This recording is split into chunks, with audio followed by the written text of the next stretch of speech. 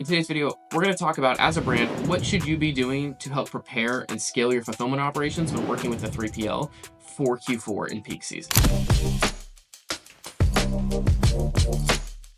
My name's Brennan, and for the last 10 years, I've been selling stuff online and doing my own fulfillment in-house. About 4 years ago, we started offering this as a service to other e-commerce brands that had been asking us for it.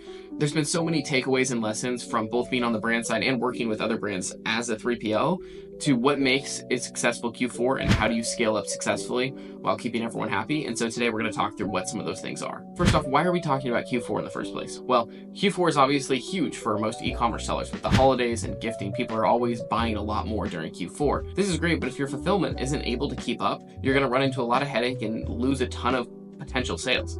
By making sure you're set up for success with fulfillment, it kind of removes a lot of the other problems down the line of being out of stock and angry customers and all. Not to mention, you're able to capture a lot more revenue. Q4 is especially tough, whether it's customers wanting their stuff faster because it's for a gift. They need to make sure the stuff is in the mail on time with the different timelines to make sure it's there for Christmas. There are a bunch of kind of added pieces of complexity that you might not have the rest of the year. And that's kind of where a 3PL comes into play and is able to handle a lot of that. As a brand founder, you already have enough going on during this period, right? You have Black Friday and Cyber Monday, all of the coordination to make all of that run smoothly and that your customers are getting the deals that they're hoping to get. The fulfillment is the last thing that you should want to be worrying about. So if you're able to solve a lot of this up front, you're able to gain yourself back a lot of time during that period that is able to go into the brand when it is most effective. Let's say you're already working with a 3PL. What should you be doing in August, September, October to prepare for the craziness of November and December? One of the main issues you're going to run into during Christmas is just keeping inventory in stock. Make sure you have accurate inventory forecasting and it's ordered and it's going to be delivered to the warehouse in time so that they can get it into stock before all of the orders start coming in is super important. So having accurate inventory forecasting, but also making sure your stuff is getting to the warehouse within whatever dedicated SLA you have with your 3PLs. I tell you this from firsthand experience. The first week of November, second week of November, all of a sudden we start getting all of these shipments in. And I guarantee you we're no different than a lot of other 3PLs where we have all of this volume coming in all of a sudden, right? It's stuff getting in just before kind of like the last minute. And the time to get that into inventory is going to be a little bit longer. So we always encourage our customers to like send as much as you can, September, October, because once we get into like November, it's really tough to be receiving things late November. Like as a 3PL during Black Friday, you are optimizing for one thing and one thing only, and that is getting your customers' orders out of that warehouse as fast as you can. And the reality is that receiving generally gets put on the back burner during those time periods. And so that's why we're always encouraging our customers, get your inventory as early as you can so you have a clear idea of what is in inventory and what can you actually forecast to sell on Black Friday and Cyber Monday and so on. Another thing you'll be working with your 3PL with ahead of time before the craziness is figuring out, are there any sort of optimizations or automations you could be setting up for your order processing, right? So is there more efficient packaging you could be using that might help the 3PL pack orders faster and could even reduce costs for you? Are there different pieces of the order process that should be automated or altered? For example, one thing we always encourage is what we call a gestation period. So you set a rule that says, okay, when an order comes in, I want to hold this order for 4 hours.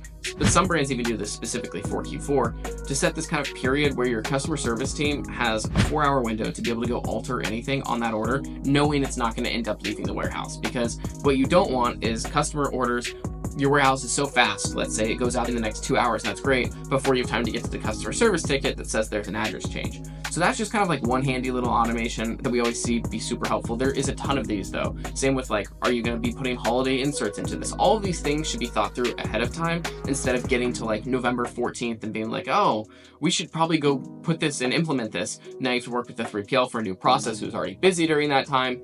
And so doing as much of this as you can ahead of time, I've always found is better for you as the brand, making sure your orders are processed more effectively. You're going to have a better 3PL partner that's grateful that you're planning ahead and not trying to throw this out there last minute. And so I think it's generally super beneficial to be thinking ahead about those sorts of things. So that kind of brings me into my next point is as we move into Black Friday and Cyber Monday and really kind of like core Q4 e-commerce days, right?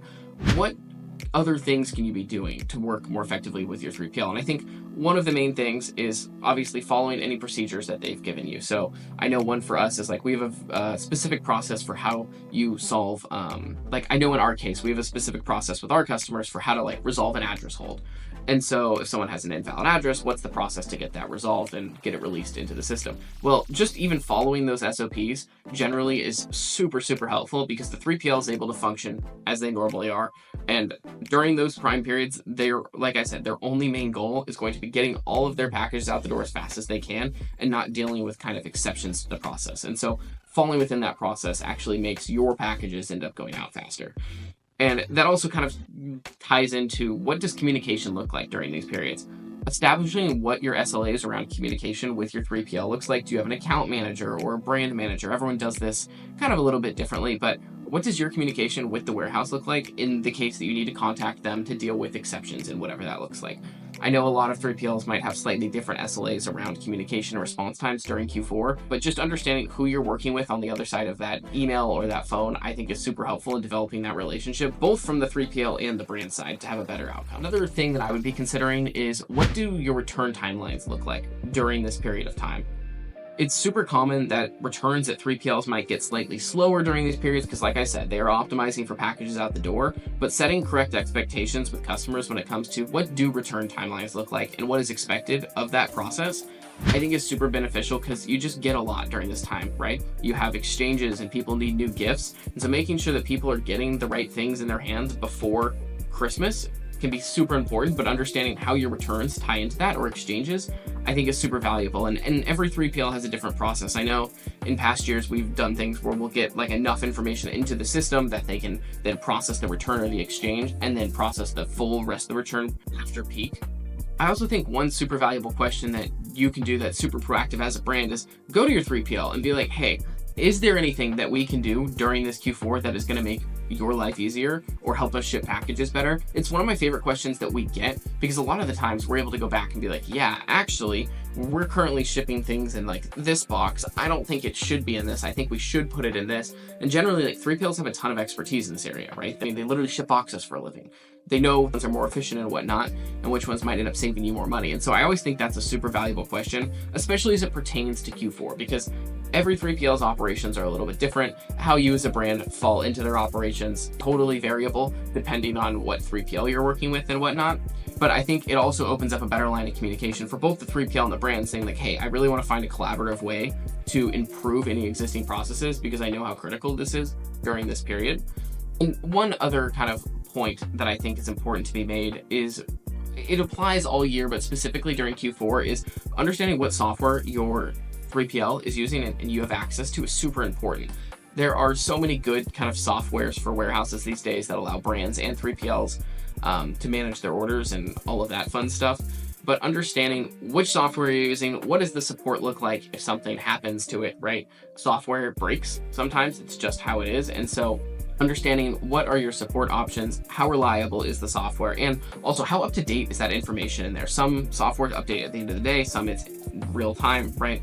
Again, this all kind of ties into like inventory forecasting in this, but I've seen cases where you run into issues where, especially during Christmas and you're selling out of things, but like, let's say you have 10 left in stock and it's not up to date, you oversell. Now you have 5 angry customers that you have to go deal with who aren't going to want to order from you again. And so just understanding what that software stack looks like, I think is super important. And most 3PLs are totally open about this because they rely on that software too to run all of their operations. I just think it's a valuable question that should at least be addressed or asked if that's something that you think might end up pertaining to you. Now, if you aren't using a 3PL and you're a brand that's either shipping your own stuff or running your own warehouse, right? I still think that a lot of the same and similar principles apply that a 3PL might be using. I always think about brands as like they're really just tiny little mini 3PLs with a single client, but most of the principles still apply. And with that, I think things like making sure your inventory is in as soon as possible to get accurate inventory numbers is important. All of that kind of same stuff applies. And I've actually also seen cases where brands will go find a 3PL, usually a local one to wherever they are, that they will utilize for like maybe 2 super high moving SKUs where they might not have the labor to actually get that out. But if they can get rid of 80% of the orders, they're still able to handle the 20%. And then the rest of the year, they go back to handling all of them. But a bit of a unique case, but I have seen it done.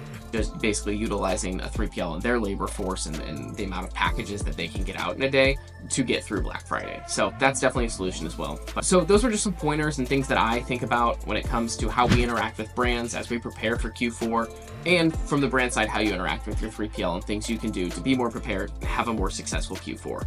So hopefully that was helpful. If it was, give us a like and a subscribe. And yeah, happy shipping.